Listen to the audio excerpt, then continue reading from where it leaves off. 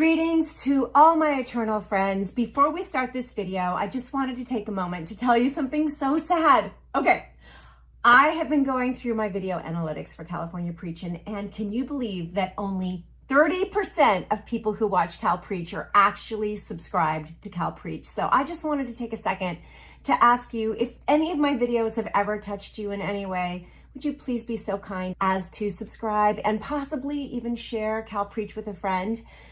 That would mean so much to me, and I pray you enjoy this video. Jesus is my rock, and that's how I roll. Welcome to another episode of California Preachin'. Guys, today I have a huge surprise for you, and here it is. I am here with my legendary, amazing, beautiful, gorgeous mother. We are at her house here in Los Angeles, and I am so excited because today we're going to read comments about California Dreamin'. About California Dreamin'. I mean, it's iconic. Can you try for a moment to understand how outrageously cool and hip and wonderful and insane it is that you were in the Mamas and the Papas? It was meant to be. And one of the comments just said, there's not music like this anymore. You know, it's like you can't find this kind of music anymore. So what we're going to do is we're going to read through some of the amazing, awesome, supportive, wonderful comments. If you have any comments yourself about how Mamas and Papas affected you and your life, please comment below. And we're really excited to get started. So you ready to go? Yeah. Let's do this. So, yeah, we'll pass on that one. I wonder what song they would have come up with today, seeing the current California nightmare. Back in '65, people were dying to get to California. Here's another one. This song makes me feel like I'm in a 70s religious cult. Why? Yeah, why? We don't get that. You know, I know why. It's the thing about the church. That was the only thing that I wrote in California Dreamin' was the second verse. Yeah, tell us about that. Well, you know, John woke me up in the middle of the night and said, listen to this. And he started playing the chorus to California Dreamin', and he sang the first verse for me. And I said, well, that's really pretty, honey. You know, he says, well, wake up, help me write it. And I said, I'll help you write it tomorrow. And he said, no, you have to get up right now and help me write it. So I did. And did he say he'd give you 50% of the publishing if you woke up? That was never an issue. I didn't even know what publishing was. So you woke up? Yeah, I got up and I wrote the second verse. And it's the best verse. It's my favorite verse in the whole song. Well, a lot of people really loved it, you know, and I remember the next day he said, I don't know about that verse about the church and, you know, the praying and all that. We had walked down Fifth Avenue together in the middle of the winter, and I saw this church and I said, what is that? And he said, that's St. Patrick's Cathedral. I said, let's go in. He said, no, I'm not going in. I said, okay, I'll go in. And he waited outside for me while I went inside. No way. But really, Mom, I got to tell you, stepped into a church. I passed along the way. Well, I got down on my knees. And I pretend to pray. It's not pretend? Yeah. It is pretend. It is. Okay. You know the preacher like to go. But I gotta tell you a funny story about that. After we recorded it and our first album was released, we were somewhere in the Midwest in the middle of a tour, and we were doing a sound check. So we're singing California Dreamin', and we get to that lyric, and Cass says, oh, wait, what'd you say? I got down on my knees and pretend to pray. And she says, that's not the lyric. And I said, yeah, what do you mean? I wrote it. It is the lyric. She said, oh, well, I began to pray on the record. So whatever lyric you want, you got it. Yeah. Oh my gosh, but I actually you got two for the price of one. I think pretend is so cool because so many people can identify with that. You know, they get down on their knees and they're kind of looking around and they feel so awkward and they're just pretending to pray. As obnoxious as I find hippies, you have to admit they know how to make a song. Well, you're pretty obnoxious yourself. You know, hippies represented something that make this country great. Amen. And they were free. Mm-hmm. They were creative. They Loving. They were loving. It was all about love and flowers and peace. And they were fed up with the Vietnam War. They didn't want to. No more war. No more war toys. And so if you don't like hippies, you're from another planet. Michelle Phillips, last one standing. Yeah, we had been fighting quite a bit. And they had actually thrown me out of the group unceremoniously. How dare they? And Denny and I had a wonderful love affair. And Mother, what? you were married. I don't know what to say to that. Obviously, I was married. Yeah. It didn't stop John. No, it didn't. No. No. And that's not to say we had an open marriage or anything like that. No. So paid the price. You did tell them that you were going to be the last one standing. You said that. I mean, you said, no, I'm going to bury you all. I told them, I with tears streaming down my face when I realized that no one was going to stand up for me in this situation. They just sent me this really nasty letter. And it was like a dagger through your heart. Then I realized I was fired by my group, by my label.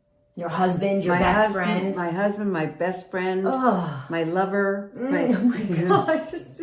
It was very lonely. It was a very lonely period. And when I went to the studio, my attorney told me, he said, get a release from them because this letter they sent you is not legal. Right. He said, you want a formal release. So I asked for that, and John said, you're not getting anything. And I burst into tears and walked to the door, turned around, and I said, I'll bury you all. Wow. That's deep. That's mean. Deep. It's deep. It's real deep. Gotta say. I miss them all, too. Very much. Criminally underrated song. Do you think underrated? I don't think it's underrated. It's not underrated. No, it has been a very successful. I mean, I understand that was a very loving comment. It's a song that like I had some workers over here at the house yesterday. Yeah. And somebody saw the gold records, and then somebody saw the thing from the statuette from the Grammys, Rock and Roll Hall of Fame. And he said, "You're in the Rock and Roll Hall of Fame?" I said, "Yeah." He said, "Well, what did you sing? What? Why?" And I said, "You know California Dreamin'?" And he said, "Yeah." And then somebody brought it up on their phone, and the minute that he heard the first guitar intro, the classic intro, he practically fainted. He said, "Oh my God, that's your song?" Aww. I said, "And many others." That's so awesome. You know, beautiful. There are very few people who don't know that song. Yeah. It's just, I mean, you have to be living under a rock. we were driving up Laurel Canyon, oddly enough, in our Buick convertible, and all of a sudden we hear that guitar solo starting, and we all lunge for the volume, and we're turning it up, and we're just in heaven. Oh my gosh, what a moment. I remember the first time I heard Hold On. Me too. I was in a Big Five store, and I was checking out whatever I had bought at this Big Five store, and all of a sudden it comes on. And I'm in this line of people, and I said, "That's my daughter." No. They thought I was crazy. So sweet. Mama, I you was were so proud. You were I was proud. so proud. Yes, the era of the mop heads. Look at that hair. Oh, how I loved growing up in the generation, and how Ed Sullivan so famously introduced us to all these wonderful musicians. That's a very good comment, because Ed Sullivan would let anybody on his show he was the first one of those people who had an entertainment show. He had Elvis Presley on, and they couldn't show Elvis Presley from the waist down because he always moved his hips around. Yeah. And he wasn't doing that for effect. That made him, that's what got him going. I grew up looking at this every day of my life. It actually says, I'll show you guys after, it says, I'm amazed inside. And then here, I'll show you just a little bit of this so you can see. It's flies. It's flies. It's thousands and thousands of flies. Ed Sullivan told me once how many flies were on there. It was 5,326 or something like that. Really?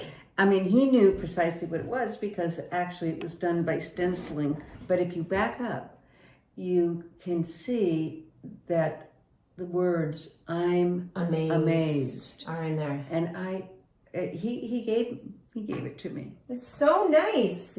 So okay, let's see what we have here. I'm in love with Michelle. The Michelle in this video from 50-something years ago. Well, how about now? How about now? What about now? So it might have been a comment, but they said, I cannot tell you, I watched Knots Landing every single episode she was on. Was that like a really great time in your life? I loved doing Knots Landing. And I was it the dream job? Yes, it was. You know, when I bought this house, I think the one thing I've ever prayed for was that I get a house somewhere between Fox and MGM. Mm-hmm. And here it is, right in smack dab in the middle. Fox is over there where I've worked several times, and MGM, which is now Sony Studios, is where we shot Knots Landing. And I had more fun doing that. And I actually got an award from the People's Choice, and I couldn't believe that I won it because I won the Best Villainess Award. And I loved that because I tried to be the mother from hell. What's interesting is that I'm known for so many things. Mm-hmm. I'm known. I was, at the time that this happened, I was in a restaurant and a little boy came up to me and he said, "Aren't you the mother on Malibu Shores?" Which was an Aaron Spelling series. Show. Yeah. And I said, yes, I am, And then I hear someone laughing behind me and it's this group. They said, "We know who you are, Michelle. You're Michelle from the Mamas and the Papas." And I said, "Yes, I am." And then somebody else said, "Yeah, but she's Ann Matheson from Knots Landing." So we leave and we're walking up the street and the chef comes out and he's got like the chef's hat on and everything. Yeah. And he said, wait a minute. Aren't you China Phillips's mom?" And your most incredible accomplishment of them all? You. That's very sweet. I thought she was going to give me a zinger. I just wanted to see one last thing. Is this the song? It's the song I'd like to hear when I get to heaven. Oh. Well, you better be good. But the song will still be around. I love it. Thank you, everybody. Yeah, guys, what an amazing time with Mama. Thanks for being with us. Next time, let me know, guys, if you would like my mom to be here going through Hold On comments with me.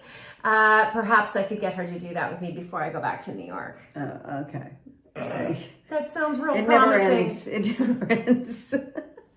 Anyway, she eats all the oranges. I ate every orange in the basket, and now I want you to do comments on Hold On. Again. Yeah, you want me to appear again. Again. Because everybody loves you so darn much. Well, I love them too. You're just so beloved. Send that fan mail. You are so beloved. All right, guys, we have to end it with, my tagline. Remember what it is? No. Peace. Of